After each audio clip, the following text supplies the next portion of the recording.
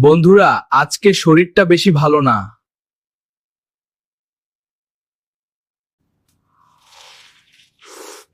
আর খেতে পারবো না। ঝাল না, আগুন। লাইক দিলে হজম ঠিক থাকবে। আজকে এর থেকে বেশি খেতে পারবো না।